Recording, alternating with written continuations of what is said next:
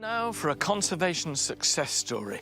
From the west coast of Scotland, the brainchild of a father and daughter that's seen thousands of ordinary folk join the landed gentry. Stretching over 220 acres in Dura near Glencoe, the Highland Titles Nature Reserve gives ordinary folk the chance to buy their own plot of land, complete with the title of Lord, Lady or Laird. This in turn funds vital restoration work in an area devastated by unregulated farming.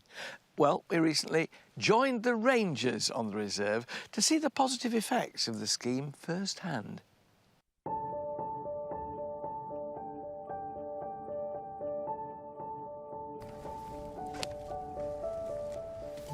Last year was our 16th birthday, and this was our first reserve. So Dura is a great place to come to see a before and after mix, if you like. If you looked back in history, this place would originally have been 100% native woodland, which doesn't grow in straight rows. There's spaces, there's gaps. There would have been so much wildlife, which pretty much got forced out with all the commercial planting. To the untrained eye, it might look idyllic, but as you focus in on it, you'll discover that huge swathes of the reserve are planted with non-native trees, and they're not the best for our wildlife. So this is why I hate Sitka spruce.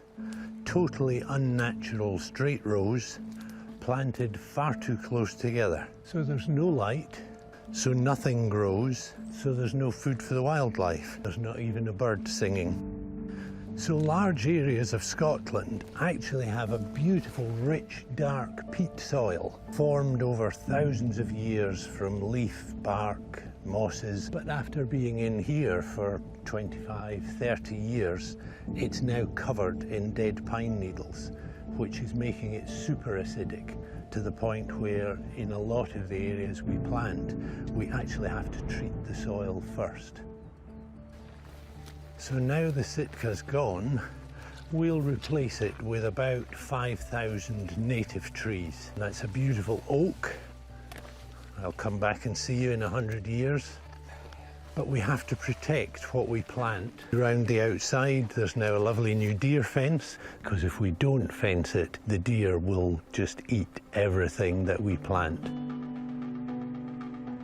I know we've planted thousands and thousands of trees. The more we do, the more wildlife come back to the area. This is my otter cam. This is here simply because of the otters, who were not here until we built the loch. The difference it's made to the area is astounding. To have sea eagles and ospreys flying over here for the fish is incredible.